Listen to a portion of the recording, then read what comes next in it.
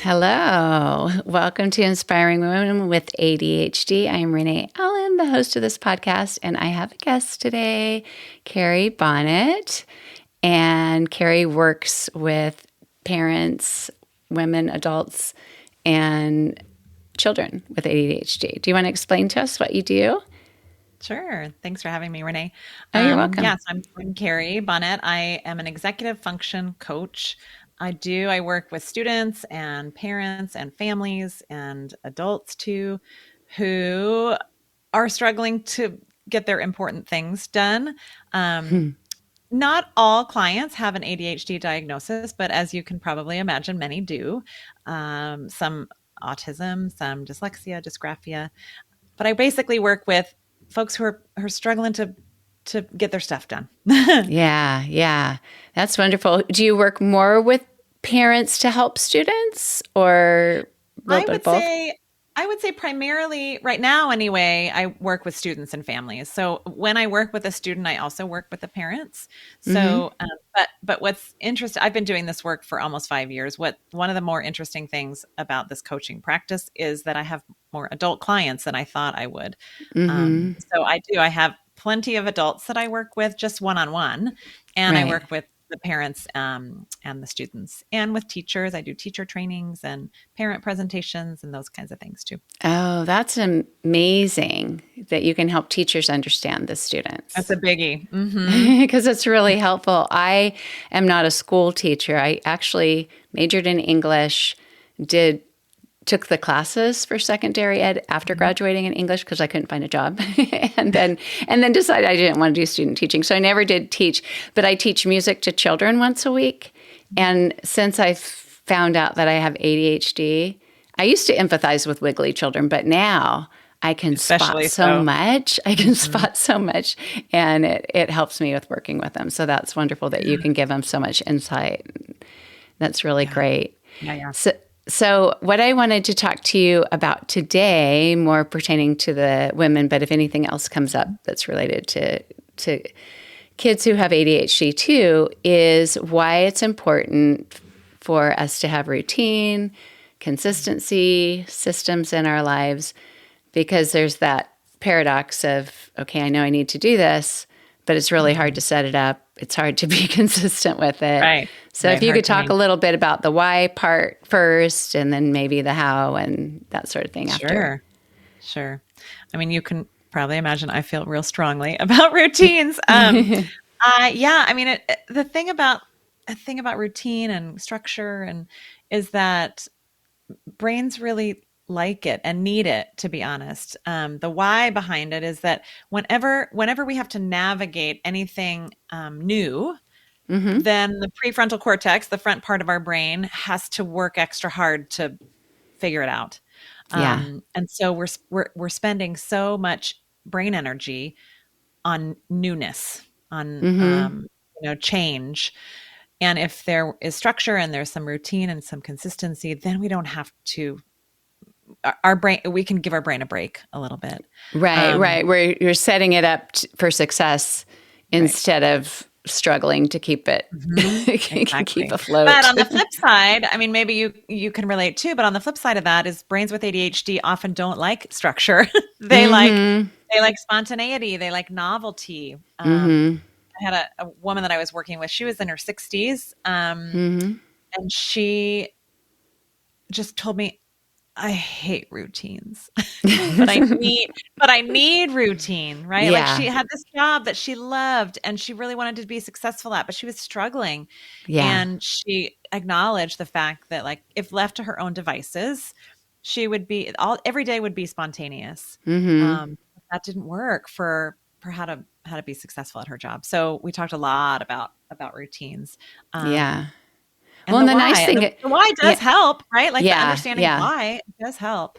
Yeah. And once you get into a routine, you realize that you feel more relaxed in that routine because things just kind of flow. And when you have to create effort, there might be some excitement to that, but it's also hard. It's interesting because with ADHD, I found that over the years, and maybe it's hormonal shifts, maybe it's changes in life, but I liked structure more.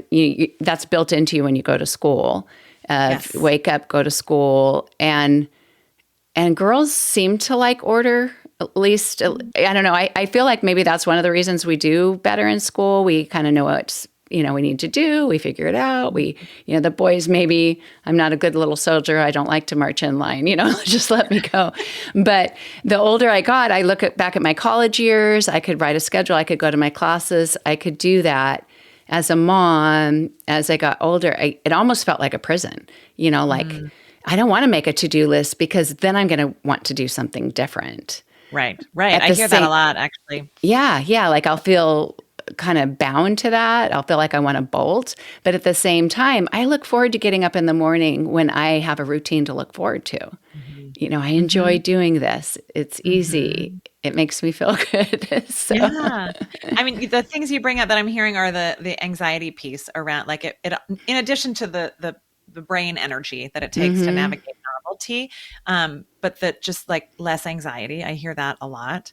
And then, I was thinking too about, you were saying that structure, students, when they're going to school, there's a lot of structure.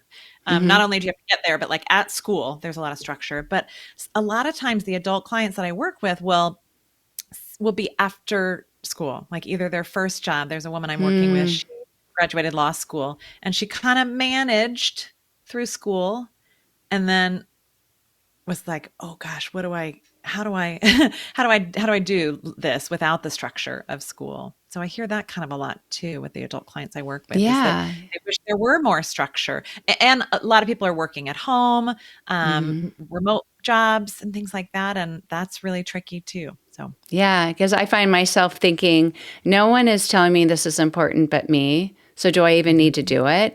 And then that can lead to the overwhelmed thing and not being able to get yourself to do something. Because then you start to question, which thing should I do? And I also used to hear a lot with stay-at-home moms that it was hard versus full-time work because you didn't have that structure. And for me, I have 6 kids and was a stay-at-home mom. And I felt a lot of liberty being able to be home, but I feel like my children drove my structure. What time we needed to get up, they needed to eat lunch. Once they didn't need me to make them dinner anymore, I stopped making dinner. I really only did it because I knew that's what they needed once that wasn't there. Yeah. It's funny because I see, yes, I hear that for sure, that like any little bit of like nap time has to be at this time, bedtime, wake up, whatever. They need to eat. But also on the other side of that, like with the students, like that they, the school day is their structure. Their parents are their executive function, right? Like you probably had to behave as the executive function for your kids for a while. I certainly did when mine were young, which is okay. Yeah. But again, comes back to the, like, what do I do when I'm outside of that structure? And that's an interesting thing to talk about too, is if you are the executive function coach for your child, which I have been, at least 3 of my kids have ADHD. And so the child who forgets to put his homework in his backpack, and you're saying, put it in your backpack, baby. When you get to, then you find out they didn't turn it in because they forgot to take it out of their backpack. And so then you're saying, remember to, you're doing that now. Don't forget. And I see myself now, my youngest son is in college. He wants to go to dental school and medical school, and he's amazing. He's amazingly gifted with testing and anything like that. But I do find myself having to pull away from trying to manage him. Like, did you remember to do this? Did you remember to do that? Because I know he needs to learn how to do that. And he does to some degree, but then you're afraid, like, not to be there to wake him up for school. I mean, as a parent, you want them to be successful. There's no shame in that. Yeah. But what you say is true, right? That he will live on his own someday in the world. Yeah. And need to be able to manage, keep gas in the car and pay the bills on time and all the things. Which brings us also to the fact that, sure, I work with a lot of students. I'm a teacher by training. That's where I come to this work. That I was a classroom teacher for 14 years. And yes, it's their school skills for sure. You mentioned the backpack and the turning in the homework. But it's life stuff. It's also life skills too. So I feel so strongly about just making sure that everybody knows about executive function, that it's a real thing, it's a brain thing. Yeah. And then that it's life stuff. We need this to be successful in school, sure, but also in life. Yeah. And it's really helpful to understand, and sometimes you don't find out till after your children are grown, but it's helpful to understand how executive function can play out in a person's life, because I didn't know, well, any of my kids were in school. And it wasn't until my youngest son went to college and talked to friends and said, I think I have ADHD. And then I learned about ADHD, found out I had it. And I just thought of all the times that I had expectations of him to do something I asked him to do. You said you'd do this. Why aren't you doing this? All that kind of stuff. I'm also curious, and sometimes I sway from the topic, but working with kids with ADHD and parents, I'm curious about argumentativeness, because I see, for me, with my brain, for whatever reason, and my daughter used to tell me, you and the youngest argue because you're the most alike. And I thought, don't tell me that. It really bugs me how much he wants to argue.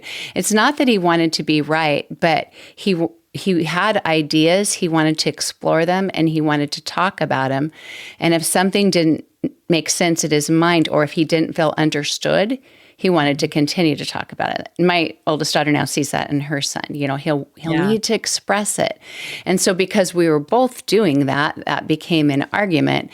And he always seemed to his teachers and soccer coaches and stuff as, they would say he'll make a great attorney, because he had a brain that would think of things and then he'd debate it with them. Well, why would we have that rule when da-da-da-da-da-da? And I'm just wondering, what is that in the ADHD brain that kind of stops with something and can't accept it because they have so many other ideas that they want to express? Gosh, I don't even know. I wouldn't call myself an expert on ADHD, so I'm not totally sure. Although I will say that you're not alone, and your daughter is not alone, and those coaches are not alone, that there are definitely kids who kind of get stuck on things.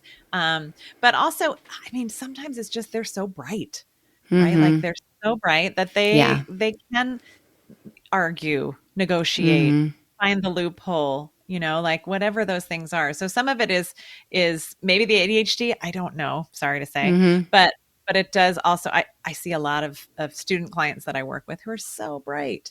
Yeah. And that's where that comes out. Yeah. And if you are capable with something and you have a parent that's saying, this is how it should be done. And you're thinking, but I've already figured that out, because I do that in other ways as a child when my mom would explain how to do something. It could be shampooing my hair.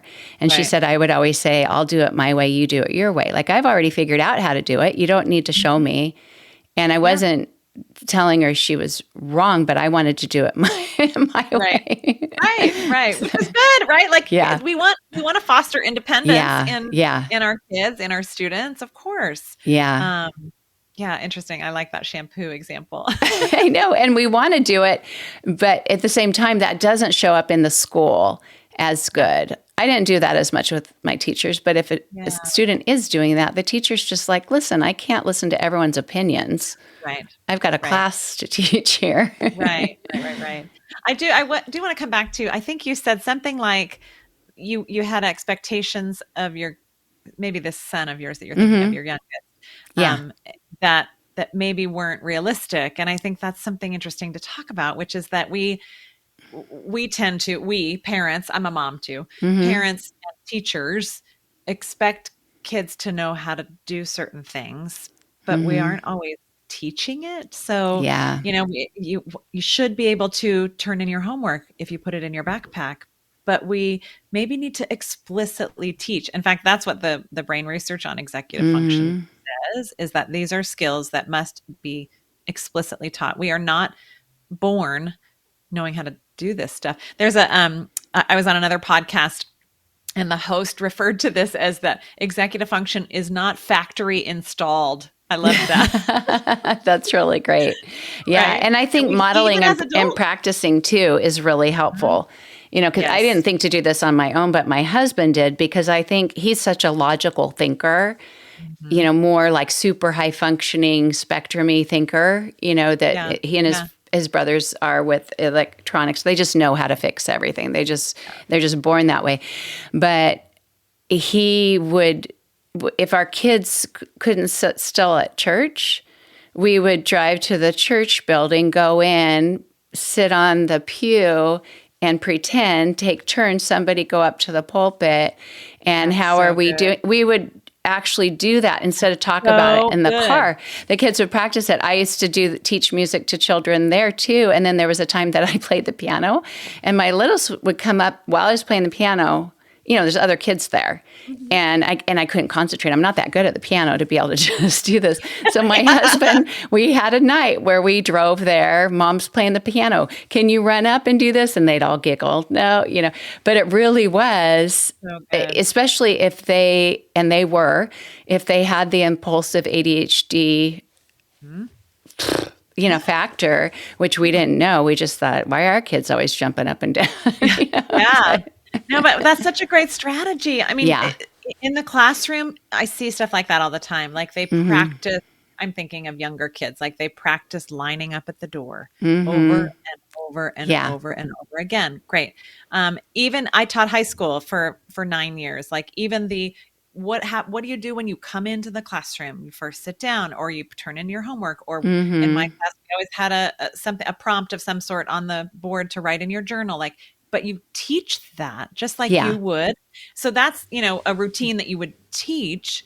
But even other things like how to stay organized, right? This is where the shoes go, or planning, kids, I hear about this a lot, especially from, middle, high school, college students. That's who I work with, is older kids like that.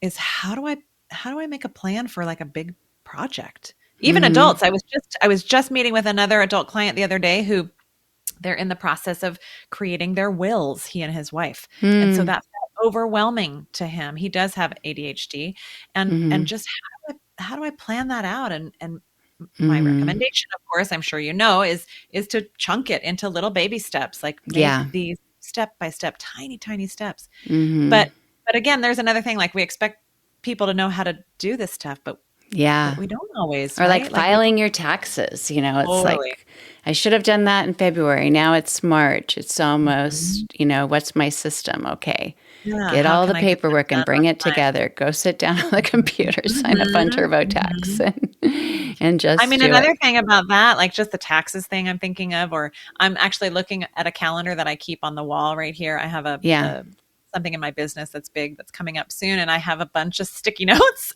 Very baby step sticky notes for like keeping it visual.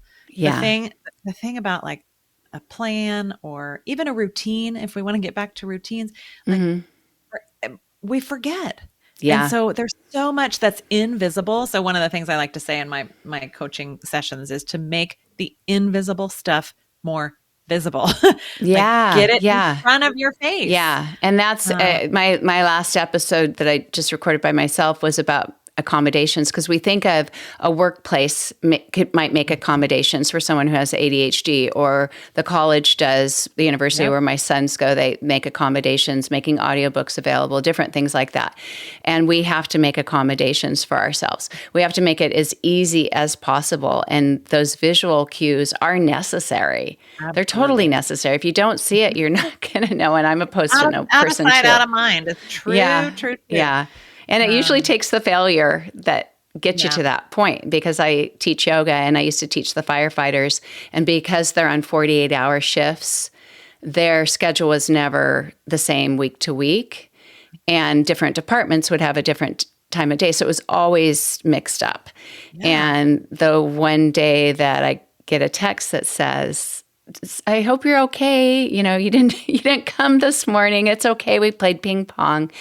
I thought, oh my gosh, I can't believe I forgot that. Like every single time, even though it's on the calendar, I'd have a Post-it that was written in with a Sharpie that just went on the wall every day that I had to teach. And before I discovered alarms on my phone. Oh, I love that. I love alarms on the phone, which can be, I have alarms constantly because my brain will not remember. I do not have an ADHD diagnosis, Mm-hmm. and my brain is not great at certain things, Yeah. Yeah.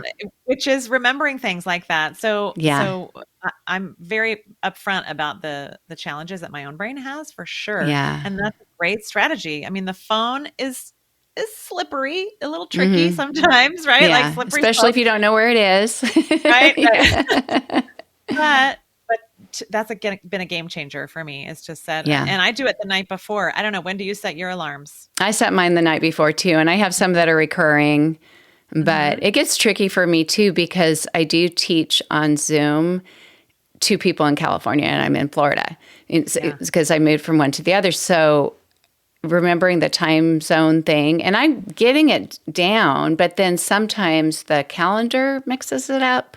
And so I just Yeah. think I can't rely on the calendar to get that right with the Zoom link and stuff. I have to Yeah. just like I don't know. It's Well, tricky, you but have to it's process it first, right? Like to yeah, make sure you know what time. Okay, 10 o'clock is yeah, okay. But yeah, then also offload it somewhere so you don't yeah. have to always keep it on your Yeah. mind. Yeah, I have to have kind of the planning session with my planner out, my computer. What did I email to somebody? What did they text? Da, da, da, da, get it, if it Mhm. changes. Because I don't have a predictable schedule Yeah. with certain people that I work with and that can be life. It's funny, my grandchildren who live here are pretty young. They're 5 and 7 and 3, 4, I think. But and one on the way, due probably next Wednesday or Thursday. But Oh my goodness. yeah. But my granddaughter made a comment about how they call me Marma, how Marma has clocks in so many rooms. I thought you bet.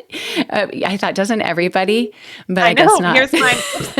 I was going to just show you mine that I keep right here by my Yeah, desk. and I've got one right We have there. we You have like these to be able all to over the house. glance. Yeah. Uh-huh. You have to be able to, especially if you're around people, you're working on something, you don't want to go in another room to find out what time it is or go find your phone or whatever. You want to just be able to, Yeah. kind of like in the Insight, like car, see how fast you're sometimes going. eye level. Yeah. I mean, like I said, I have this little guy right here at my desk, Yeah. but we have these are great for alarm clocks too. I use one as Yeah. an alarm clock, Yeah. but also at the base of the TV in our house, that's where that one is for our Yeah. kids and myself to just glance. I mean, you make Yeah. a good point that you need to just be able to look wherever you are. So keeping those, I'm glad to know as an executive function coach, I am glad to know that you have clocks all over your house. I do. I even put one up in our bedroom. I have one, I've got my phone, but I have one that I can see in front of my bed if we watch TV in our room or something. But I learned that I sleep on the side that faces our bathroom and there's kind of a little hallway toward it. So I bought a really big clock that I could see in the morning if the light's not good, so that when I Yeah. wake up, I can just open my eyes and not even have to get up and see it, close my eye. Like if it's too early to, or whatever. Yes. It's my first Yes. thought is the clock. What time is it? Yeah. Did I mess up somehow? Yeah. Well, and I So, think what you're saying is that big one an analog clock like this? yeah. Yeah. All of my clocks are analogs except for my computer. I know we've they don't. kind of gotten away from like talking about routines and stuff, but like Mm-hmm. that is, I think, critical actually, Mm-hmm. is that brains understand time so much more when you're looking at analog versus digital. Yeah. I get a Yeah. little pushback from students on that sometimes, partially because some of them say they didn't really learn how to tell time. Yeah, they didn't learn how to read the clock. Yeah, and the kitchen gives you, microwaves, ovens, everything. They Yeah. give you that's probably our only ones with numbers. And even that kind of messes me up sometimes, especially if the power goes out. Then it's like the power went out. I don't even have a clock in there and it's messing me up. Just think about, you have to do some math when you look at a digital clock. But if analog, I mean, you see the time passing. Yeah. So anyway, I It tells love you an your analog time of clock. day. I love an analog clock. Yeah. So let's talk about the system. So tell me the difference between a system, because I have an idea, but I'm curious if it's the same as yours. The difference between a system and a routine. Well, I think in my mind, a system is the tools that you use that you have in place. So I'm thinking of like a system where well, let's just make a simple one in the kitchen where the silverware drawer, like everything has a home, right? Like that's the system for putting where the silverware goes or something like that. But the routine to me is more steps, I guess. What happens when you wake up? Do you shower right away? Do you get breakfast right away? Do you let the dogs out? Do the routine is sort of the steps or the time, like going through time for the morning, evening, right? The order which it happens. Yeah. And yeah. And kind of a difference. So like with laundry, your laundry system could be, I put the dirty clothes here and then I bring it in here. I put I have a system for how often I do it. Right. I have and a then system. The hamper Yeah. I hang I'm out of underwear. Yeah, exactly. Yeah. These things I hang up, but these things go in the dryer. And then I bring it in my room. I fold in here. That's the system. But the routine would be more. Well, the routine might be more time oriented. Like on Fridays, I do the laundry, and then I'll do that in the morning. I'll do that, and it's funny with the ADHD thing because the avoidance of doing things. I didn't realize this until I had ADHD. I knew I had ADHD, but looking back into college, I always liked doing laundry, but it was an effort to, when you lived in a room that, an apartment, you had to walk down a sidewalk and have your quarters and everything, and it snowed or whatever. So I just thought, well, I have enough clothes. I just need more underwear. So I got to where I had over 30 pairs of underwear pants so that I did, because then I could go a whole month without doing the laundry. And I'm sure you're not alone. And by the way, can we talk about laundry for a minute? Because laundry is annoying because there's so many steps. And maybe that's where some of the avoidance came from for you too, is that like it feels like, because first you have to, sort it. Some people sort it. I sort it maybe in lights and darks. But anyway, you sort your laundry. Then you have to do the multiple, you put it in the washer, but then you have to switch it. You have to remember to switch it to the dryer. And maybe if you're in college and you're sitting there waiting, you don't have to remember. Yeah.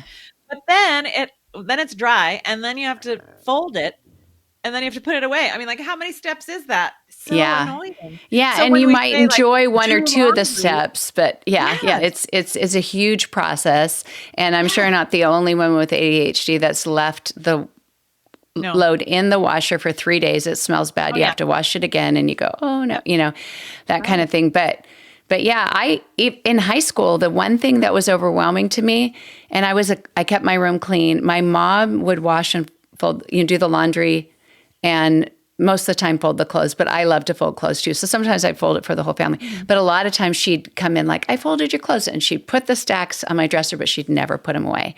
And I could leave them there for a year if she didn't say, put them away. That was the part. It's funny with people. Some people don't mind unloading the dishwasher, but they hate to load, or vice versa. And none of it takes very long, but it feels like it does. Sometimes feels like a mountain. I actually encourage clients to time stuff like that. Maybe not laundry because it's too big, but maybe folding laundry. Like literally time yourself several times and see how long it actually, or the dishwasher, see how long it actually takes to collect some data. Because I'm sure you've talked about on your podcast, but brains with ADHD really struggle with time and either don't know how long something takes, or fear that it's going to take so long. Or recognize all the steps, because I do that with washing my face. To me, there's at least 20 steps to washing my face, and I think I'll just go to bed. And a couple months ago, when I was recording the podcast, I was talking about things that are daunting, that are just become so big in your mind that you can't do, and mentioned that I don't want to use a spin brush that I'd had for years. And I asked the dental hygienist last year, what's the best thing for my gums? A spin brush, because my husband said it's good and I should be using it. And she said, well, that first probably a water pick, and then the spin brush. So I said out loud on the podcast, and I'm surprised I even remember, because a lot of things you commit to and you forget. But I said, I think it was 2 days before January was over, and I thought, if I start this tonight, that every night I'm going to do this, use the spin brush and use the water pick, I can see if I can do it for 30 days. And I learned that it was so fast to do either one of them. They went by so fast, the water pick especially, and my hand got better at it so it didn't hurt. Yeah. I actually had control with the spin brush. I never did before. It was like someone trying to learn to play the piano for the first time and your fingers don't have that control. Yeah. And I just thought, oh, this is actually kind of fun. I'm becoming good at this. Did you track it at all? I didn't track it. But the thing is, great strategy too. Is it's never that I would have forgotten, because I always saw the spin brush there, and then once I added the water pick, I always saw them. But all it did was overwhelm me. I'd see it, and the routine was look at them, feel guilty, think I can't do that. Maybe I will tomorrow night, and then go to bed. But I would say at least the first 10 days, it was the same thing, but I said, no, you said you were going to do this, do it. And I did it. It took me over a week to get past the resistance. And then now I think you don't have to do it anymore, but it's not going to take very much time. Just do it. You know, like your obligation's over, but why not do it? Right. I've done the 30 days. That reminds me a little bit of, so I talk to clients too, but I'll give you an example of what I call habit stacking. I think I learned this from James Clear's book. Yeah. He talks about the habit stacking. You're already doing and like stacking other thing. I had I fell off my mountain bike a number of years ago and really messed up my ankle, and not broken, but maybe should have been broken. And went to physical therapy. And at some point during my PT sessions, I was telling my physical therapist, like, gosh, I really haven't been doing my exercises. And it feels like I can't figure out the time to do them. Well, they didn't take that long, but it was just a lot of calf stretches that I needed to do because of my ankles. So he said, well, do you brush your teeth? And I said, yes. And so he suggested, and this is the habit stacking that I did and still do to this day, actually, is he goes, well, maybe when you brush your teeth, you can stretch your calves. And I was like, that's interesting. And sure enough, like if I was able to, like, already something that is habit, kind of autopilot, as I was brushing my teeth regularly, then whenever I brush my teeth, could you? And it took, like you said, like, I don't remember how many days it took to actually really stick, kind of. And I bet I put a sticky note on my mirror that said, stretch calves, brush teeth, or something like that, which is a great strategy, right? Keeping it in sight in your face to remind yourself.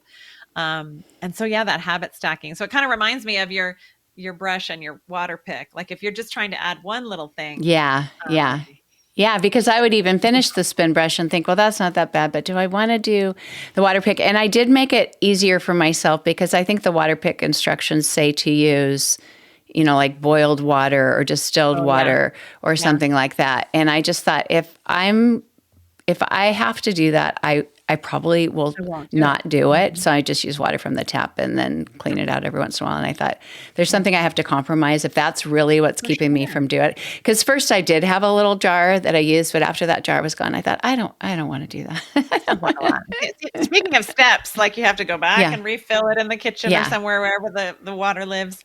Yeah. I mean, be gentle with yourself. That's definitely something that I like to talk to people. It's just, it's not perfect. We are not seeking perfection.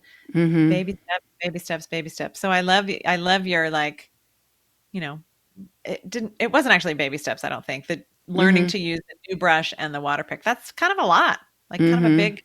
Yeah. And the thing was, I was already there. I already brushed my teeth. I was just using the Oral-B or whatever was, that was there. And that the dentist and hygienist didn't respect as anything that was going to help my teeth. They give you one when you leave, but they also tell you it's not, Don't use that one. it's not going to take care of that problem. Yeah. But so if you had somebody who came to you and said, I don't have a morning routine. I get up. I'm not sure what to do that day. I have a lot to do, but I can't decide which thing to do. And I might work on this. I might work on that.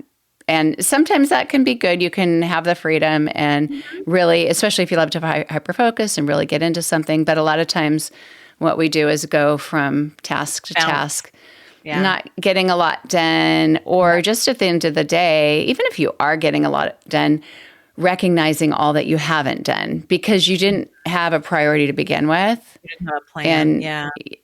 I remember saying that to my husband once years ago, and when all of our kids were at home, and I was crying at the end of the day. I just said, I just feel like everywhere I go, I just see a to-do list, and I can't ever get it all done. And I'm sure I did have a routine, but his response was, wow, I would never even, like I would never even think of something like that. Like I would never think of what I didn't do. And I thought that's because I have so many ideas. I have so many pop-ups. Sure. But how would you start with that if you didn't have a needed routine in your life? First thing that comes to mind is really maybe zeroing in on what must be done. Like, I don't know, take the kids to school or the school bus, or do you need to make breakfast for your family or whatever? Like figure out what are the must do's. And by must do, I guess I mean like somebody else is relying on you. Maybe you start there.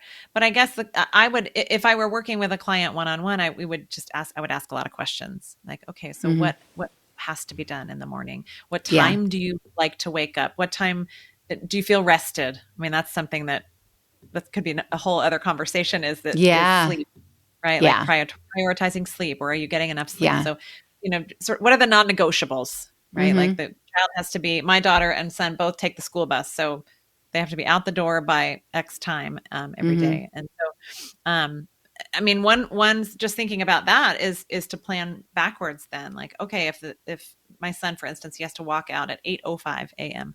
So, okay, well, what does that mean? How much time do we need for breakfast? What does that mean? Let's work backwards. What time of the day should he be getting up if he wants to shower, and work through that with him?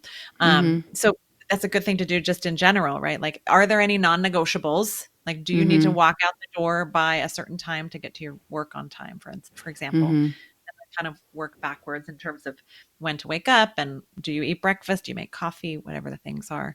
So I would start with non-negotiables. But then, another thing I'm thinking about is whenever you figure out what things must happen, but then are there other things that you'd like to do? Maybe breakfast is not a non-negotiable, but you kind of like it, and you would like to have breakfast. So then you start to add in kind of those sorts of things. But I would say you have to start really, really small. So I would never say like attack the whole thing at once, where you like plan out a routine. First I this, then I this, then I this. I mean, ultimately, would I like you to get there? Yes, but you have to start really, really small, because progress is really measured in baby steps. So just start really small. Try one sticky spot. I mean, maybe morning routine is even too big. Maybe it's wake up routine, or maybe it's coffee routine, or maybe it's walk out the door routine. So sometimes I wonder if and that, like we were talking about the laundry, right? Like do laundry is way too big. So maybe morning routine is too big too. But one thing I would say is that once you zero in on a plan for this morning routine business, is to keep it visible. Like have it somewhere, either written on a sticky note, or maybe you have a planner. Like I think you mentioned to me that you use a planner. One strategy that has come up a lot lately in my coaching with my coaching clients, I don't know why, sometimes we like go through phases where things come up a lot, is to sometimes it helps to create like an acronym for your morning routine, or your funny, whatever the routine is, so that you can remember it more easily. One student that was working with, it's after school routine, but we kind of played around with what she wants to and must do after school, and she landed on Spark, SPARK. So I think, let me see if I can remember. So the S was, and then she posted it all over her house, sticky notes, Spark, Spark, Spark, Spark, and had the descriptions. But it was snack, and then plan. She was going to kind of figure out what assignments she had to do. The A is assignments. Then she was going to work on some things. And the R was a little tidying up her room. And then the K was, she was a piano player, and so the K was keys. We kind of got off track. You had to get a word. So she chose K. And it's not perfect and it won't always work all the time, Yeah. but once you zero in on it, I love this idea of making it kind of fun. Yeah. And I forget, there's a man that I'm working with. He's retired actually and just got a recent diagnosis of ADHD. And his was something like FEED, I think, FEED, but I'm not remembering what all that stood for. But that was morning. And I think fresh, I think the F stood for freshen, which is wake up, maybe take a shower. Yeah. I forget what the other stood for, but that's kind of a fun way to approach it too. Once you have sort of baby stepped your way, to figure out what it is that really must be done. And make sure that those are done. One little fun strategy that I heard for a morning routine, it would work better probably for a student in the morning than after school, because it was for short tasks that you needed to do, like brush your teeth, brush your hair, put on your clothes or whatever. But it was to make a playlist, like a wake up, a morning playlist, and you have a different song for each thing. And I thought, I don't know if I could get things done in 3 minutes, or whatever that song is. What I want to do that. But I can see how it could be fun and playful and everything. One thing that helps me is knowing what trips me up. Yes. And setting up a better system for the morning. And my mom taught me early on to set out my clothes the night before for school. And I always thought it was fun. I have that on my list right here. Oh, do you? A possibility to talk about. Yeah, and making like your lunch or your breakfast the night before too. Yeah. I get because I go teach yoga, so I get my water bottle ready. I get, make sure all my clothes are out. When I had my own room, when I was a girl at home, I would actually lay them out like it was a paper doll or something on the floor with the shoes at the bottom and stuff like that. But or even just deciding if I'm going to wear earrings or which earrings to wear or something like that, because those things didn't used to be a problem. In high school, I just put on cute earrings, or college or something. Now I think, I don't know. Do I, and then I think, but should I use, I get stuck just by trying to make a decision. And then I just think, don't worry about it. Don't worry about it. That reminds me too of sometimes I encourage people to, in some circumstances, is to just decide once. So maybe it's setting out your clothes the night before. That's always something you do. You decide you always do that. Or maybe it's like Taco Tuesdays that we don't have to think about. Like, figure out a way to make life easier in terms of routines by just deciding once. Maybe for students, it's like my son, I think both of them, my daughter and son, both like to get home and pretty much immediately do their homework. Like, just homework time, we always do that, and then we move on. So just deciding once, like, this is what happens. This is when we do it.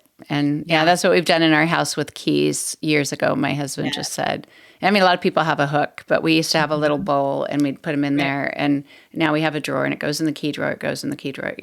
And it helps a lot. Every once in a while there's a slip up, but it's... Well, that's a system, right? Good. Like you were asking about what systems. Yeah. Absolutely.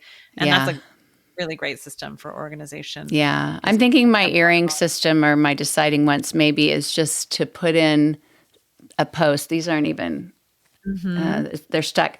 But, like, put that in, the ones that I can sleep with, and that's my whole week. And if on the weekend I decide to get fancy, I can change it. But because I like dangly earrings, but now that I teach yoga on Zoom, if I'm wearing this to be able to hear the client that I'm working with, they can't hear me because I have a different microphone, so that doesn't bug them. But it bugs me because it hits my AirPod, and I think, I love it. Decide once, and get rid of the rest of the earrings. Maybe that's why decluttering is so hard, because you can't just decide once. You can make your little rule list or something, but still you have to make decision after decision after decision. I did one time in college. It was before they had the giant Post-its, but I took a poster board and wrote some of those rules that people must have talked about before we had internet. But it was, do you need it? Do you wear it? Does it fit? And I'd have to look up at it. And if it was no, it was like, put it in the bag. Get it to the thrift store out fast. Of here. I love that. I also love those giant sticky notes, by the way. Maybe, I don't know if everybody knows, but they're big. They're like, I actually have some under there that I bought for a system that probably 5 months ago that I haven't even tried using yet. But I keep thinking about it. But I haven't decided where to put them yet in the house. Like it doesn't really, like where would I put these while I'm working on things? Because I work in the kitchen a lot, and maybe there is a place I could, but yeah. But they're Also pretty wonderful. Preventing you from moving forward, but baby steps too. Where like you don't have to do it all at once. Yeah, that's true. That's true. You work on things and see. And something is always better than nothing too. So even if you just kind of make a little bit of progress, it's better than nothing. That's true. Just one little thing can make life easier. I mentioned the other day that I just came up with a system to not lose my computer glasses as easily because I have one for my sunglasses. Let's hear it. What is it? Yeah, well, my sunglass system, this came up probably about a year ago, is I bought a shelf, put it by the door to the garage, and I have multiple pairs of sunglasses up there in case I lose a pair or something, and I can grab them and go when I'm leaving the house. And if I get to the car and forget, it's not that far to go back in the house because I have been somebody for years that you go out to the car, you say goodbye to everyone, and then you come back in and say, oh, I forgot this. And then you go back out the car and you come back in, oh, I forgot this. Oh, I forgot that. So that's helped a lot with the sunglasses. And because I tried to keep them in a car, but then somebody would take my car, or something like that. But my glasses, the little tiny vinyl hooks that you can just get at a hardware store, I put one in my bedroom and one in the kitchen, and I should have one up here because I have 3 pairs of glasses. But I usually, if I put them somewhere, they get knocked off or they get scratched, and I just put it right in there. And it's so because if I just it needs to have a home that's not on a counter or a dresser because I have too many places that I'll just do this and not remember where that is. So. That's my glass. That's my new glasses system. I love that. We've got lots of various systems and ideas. Yeah. So do you have any tips for consistency? Because I know that consistency is important, but I also know that it's like a baby when you've worked with a baby to sleep overnight. They get sick or you travel and they come back, they can't sleep through the night anymore. You have to, whatever, at least with mine, you have to work on that again to help them sleep through the night. And with whatever routine I have, keeping my closet clean, whatever system I've set up and how often I do laundry to not that build, it might fall apart. So what tips do you have with consistency? Because it seems like a few little drops in the not keeping it up isn't too hard to overcome. To come back from. But other things are big. Yeah. I mean, I think the one we've been talking about quite a lot, which is to keep stuff visible. So in order to be consistent, you have to remember what the routine, what the system is. So I'm thinking of when my kids were young, we had clear bins for certain toy, like in terms of the organizational system of the toy or the playroom or whatever, is that they were clear. So it was very easy to see what was in there, right? Like that's, okay, this is where the trains go, or this is where the, whatever, the dolls or the animals or whatever the things were. So, and that, even that acronym thing that I was mentioning too, like, you can create the acronym, but then the implementing it, we forget, right? So like it needs to be in sight. So maybe I love sticky notes, of course. I love whiteboards. I have all kinds of sort of like, this is not about consistency, but I'll show you anyway. So I do my weekly plan. Yeah. That's my weekly plan. I have this sort of form that says 6 a.m. to midnight every day. And I just block out so that I can see. And that's good because that's how my brain sees. I don't like those calendars that are like 2 halves of the day, or they start it with Monday and not Sunday. I need to see and in my mind. Not all brains like this idea, right? Like not all brains like how sort of linear it is, And I use color as certain color for work and personal. But it took me a while to get in the habit. I fill that out on Monday mornings when I sit down at my desk to just give myself but consistency, it took a while. So I would say be gentle with yourself and there was a woman, let's see, who was that I heard speak about specifically about family. Her family had her husband and both kids had ADHD. And she said, we aim for 80% at our house. Yeah. We do not aim for perfection. Yeah. So, giving yourself just a little bit of grace when things fall out, because they will. Yeah. But aiming for consistency, sure. Habit trackers can help with that a little bit. I just saw something the other day on some social media, something or other, comparing this to Jerry Seinfeld, and I can't remember something about don't break the streak. And now I can't remember what the actual. Were you a Seinfeld watcher? Yeah. In fact, we've been watching it lately again. I mean, we watch it all the time. What was it? Do you remember? But I don't remember that. Not breaking the streak, and I feel like it might have been like mildly inappropriate. I can't remember. Yeah. Exactly. But sometimes we can gamify things, and ADHD brains really like that, like novelty and kind of gamifying things. So if there's a way to create like a habit tracker where you like give yourself a little gold star, or just, I don't know, something where you can track the days and try not to break the streak, let's say. Yeah. Sometimes can be helpful. Yeah. Even there's the rewards, that's another James Clear thing, is when a reward's attached. I have a Recover drink that to me is probably the best drink, chocolate milk in the world. And it's not cheap, but I bought some again with the New Year's whatever deal.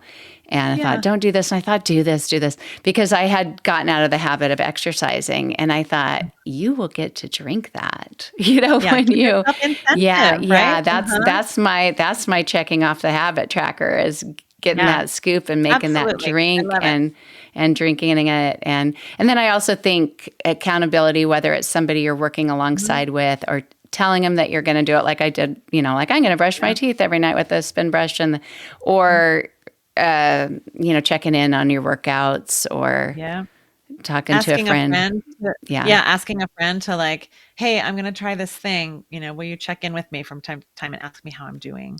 Yeah. Just some light, loving accountability can be helpful. Yeah, helping each other with things like that is good, because sometimes we just need, that outer awareness helps us be aware too. Because it's not always because we forget. Sometimes we don't forget, but sometimes I also think sometimes just like I might overestimate how many steps something has, sometimes I underestimate the impact that not keeping up with the system can have.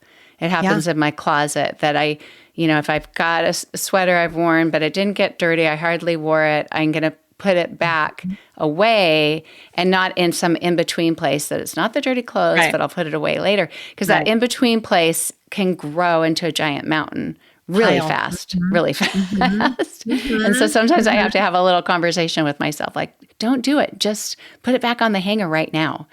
You can keep your closet clean. It's like dealing with junk mail too. Like, just put it in the recycling right now. Don't even put it on the counter with the other mail. Like, deal with it right this minute. Yeah. Look to your past experiences, and like you said, like the 90% or 80%. I mean, that's what's helped me finally do better with eating, because when you have black and white thinking and think, I didn't keep it up, therefore I'm not doing it at all, and I'm a failure. Yeah, I did intermittent fasting for a while, and when I would hear how long people would go in their fasting windows and their eating windows, I thought, I don't think I can do that. I might someday, but I'm going to start with this. And so I did 16-8 instead of a 14-10 or a 12, whatever.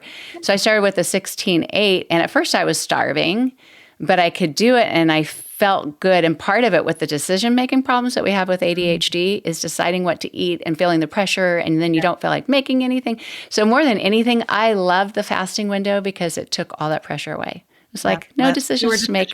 You can just drink water, you're like this. But I found that pretty soon the 14-10 was not hard at all. But I still, in my mind, you can always do the 16-8. You can even shift when it happens. If someone's coming over and they want to have dinner, I gave myself so much freedom with it. I'm so glad you mentioned that, because it's like, I love routines. Brains love routines. But flexible when you can, right? Like, don't Mm-hmm. be so hard on yourself. If you feel like this should have happened and then it didn't, and then, like, Mm-hmm. I'm the worst, all that negative stuff. Like, be flexible if possible. And there's a lot of times we can be flexible with our Yeah. routines, Yeah. right? We can let go when we need to let go. Let that Yes. spontaneity come in handy Yeah. when, Yes. when we Right. I want know. to. Right. Allow yourself a little bit of that, and give yourself permission to be Yeah. flexible when you want and when you need to be. Yeah. Yeah. Well, this is wonderful. I'm trying to think if I have any other questions or things. I think another thing that I thought of just with setting up systems can take a while, and Yeah. sometimes we can have a lot of great ideas and plans, and even the shopping aspect's the easy part. Well, if I just get a little robotic vacuum, and you can do the purchases. I did this last year. I researched, read the reviews, went down the hyper focusing thing for garden tools and buying a gorilla cart and, all this stuff, and spent a whole day on the Home Depot website. Ordered everything so I could take care of our front yard. I've never used any of it. Because the planning was easier than the implementing. I hear that all the time. In fact, some people I'll say, like, how good is your brain at making a plan? And they'll say, oh, real good. Yeah. real Yeah. good. Yeah. Real good. Yeah. But it's the implementing that is the yeah. hard And part. the implementing You're can not be alone. as much as getting a few people to come help you do it. And the first time you do it, you say, oh, that's not so bad. And we actually had some people come over to do a bid on cleaning, because we have all these trees that the limbs fall and it just gets really cluttery. And I was thinking maybe $400 or $500, maybe $350. That would be nice. Don't worry about cutting anything. It's just, either hauling away those and he says, well, we grind them up and everything. And then that's cheaper than the $3,800. So, and he was somebody that people in the neighborhood said was reasonable. So now I'm like, actually, I think I can do this. So I ordered some. I know how much you're going to charge me. Right. I can spend a little extra. I'll spend $20 on a pair of gloves instead of a set of 5 for, whatever, and have some gloves. It's kind of that reward thing. Put on the thing that makes it fun. That's my first step, that little baby step.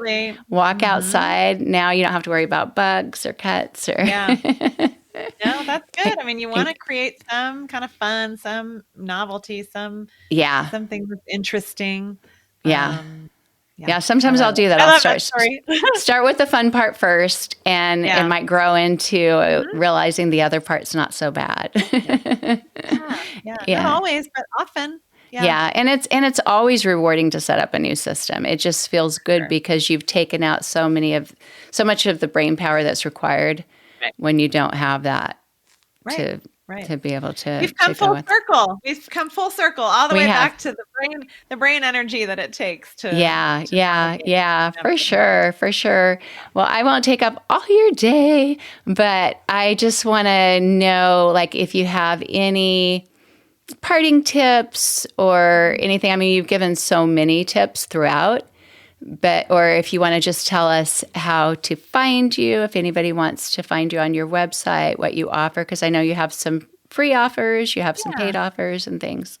Yeah. I guess the last thing I will say in terms of tips, it's not really a tip, but maybe a mindset shift is to try to be kind to future you. I mean, that's kind of what executive function is like doing something now that will make life easier later. So like trying to figure out how to be kind to future you. And then thank you. Yes, my website is just my name. So carriebonnett.com. I have lots of resources there and some blog posts and things like that.